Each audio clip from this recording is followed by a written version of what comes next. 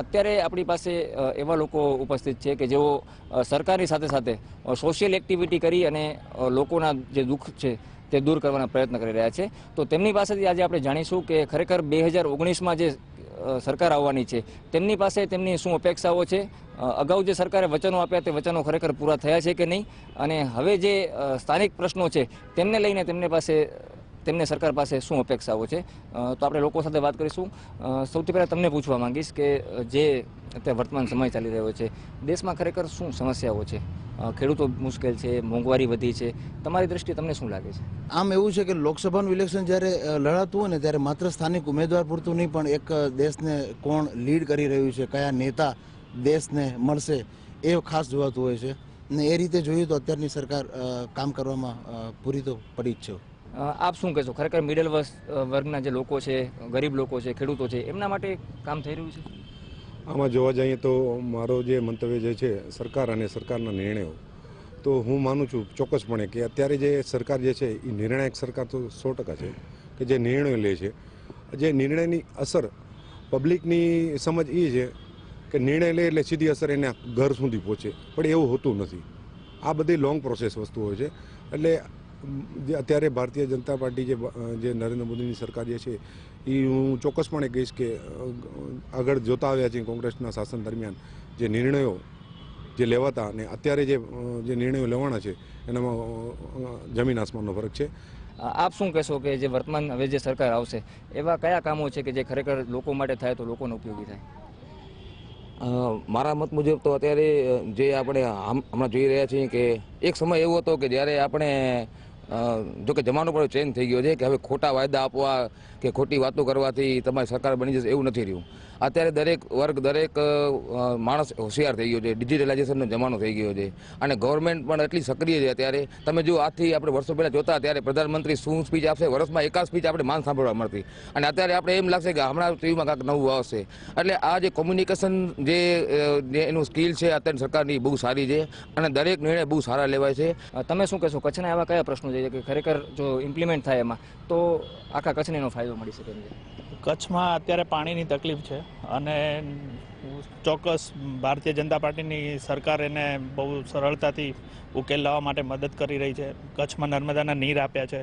અત્યારે special express પાણીની line અત્યારે દુકાળ વરસમાં નાખીને પણ ટ્રાય કરી રહી છે. લોકલ રોજગારી માટે પણ ઘણા બધા ઉદ્યોગો આવ્યા છે, એટલે લોકલ રોજગારી માટે પણ ટ્રાય કરી રહી છે. પણ એને થોડોક સમય લાગશે. સ્ટ્રોંગ થશે તો 100% આ બધા જ પ્રશ્નો ઉકેલવામાં ભારતીય જનતા પાર્ટી સફળ રહેશે. ખાસ કરીને બેરોજગારીનો પ્રશ્ન અવારનવાર વિપક્ષ ઉઠાવતી હોય છે. કચ્છમાં ઘણા બધા ઉદ્યોગો આવ્યા પરંતુ નોકરી ક્યાંય મળતી નથી. એ ચિત્ર ખરેખર કેટલું વાસ્તવિક છે એ બાબતે આપણે યુવાનો સાથે વાત કરીશું. તમે શું કહેશો, કચ્છમાં જે બેરોજગારીનો પ્રશ્ન છે ખરેખર કેટલો વાસ્તવિક છે? બેરોજગારીનો પ્રશ્ન આજથી 5 વર્ષ પહેલાં ખૂબ જ એક ગંભીર સમસ્યા હતી અહીંયાની.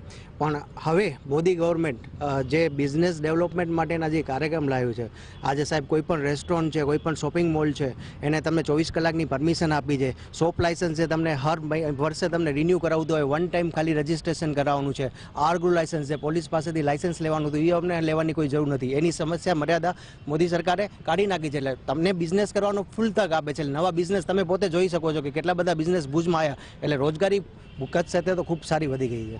શું કહેશું આપ, કચ્છના કયા એવા પ્રશ્નો છે કે તમારી દ્રષ્ટિએ હજી એમાં ઇમ્પ્લિમેન્ટ થાય અથવા સાંસદ પાસે અપેક્ષા છે? મને એમ લાગે છે કે હજી એકવાર 130 કરોડના દેશને ફરીથી એકવાર મોદી જેવો નવયુવાન ફરીથી એકવાર મળવો જોઈએ અને વિનોદભાઈ ચાવડા જેવા કચ્છને પણ સાંસદ મળવા જોઈએ.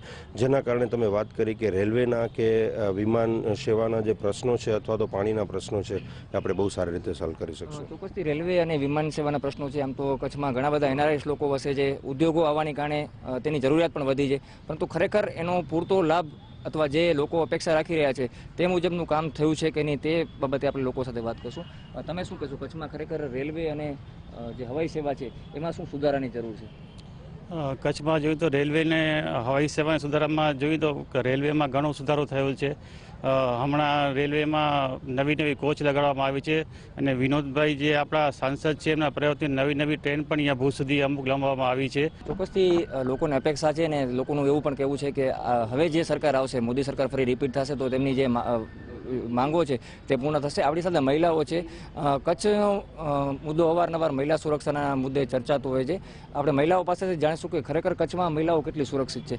બેન, શું આપ કહેશો, કચ્છમાં ખરેખર મહિલાઓ કેટલી સુરક્ષિત છે? ખૂબ જ સુરક્ષિત છે. ભારતના લેવલે જોવા જઈએ તો ગુજરાત અને કચ્છમાં જ મહિલાઓ સુરક્ષિત છે. અને હું તમારા માધ્યમથી કહીશ કે હજી પણ આ સુરક્ષા મળી રહે એના માટે ખૂબ મહિલાઓ વધુ પ્રમાણમાં આવીને મતદાન કરો અને આ સુરક્ષા આપણી કાયમ રહે એવું કરીએ. અન્ય કેટલીક મહિલાઓ છે કહે છે કચ્છમાં સુરક્ષા જે થઈ રહી છે મહિલાઓ માટે યોગ્ય છે. અન્ય એક મહિલા આપણી સાથે છે, આપણે એમની પાસેથી જાણવાનો પ્રયત્ન કરીશું કે ખરેખર રાજકીય ક્ષેત્ર હોય કે અન્ય ક્ષેત્ર હોય મહિલાઓને ખરેખર પ્રોત્સાહન મળી રહ્યું છે કે નહીં, અને કદાચ જો નથી મળી રહ્યું તો એવી કઈ યોજનાઓ અથવા કયું ક્ષેત્ર છે કે જેમાં મહિલાઓને ખરેખર લાભ મળવો જોઈએ? શું કહેશું બેન આપ?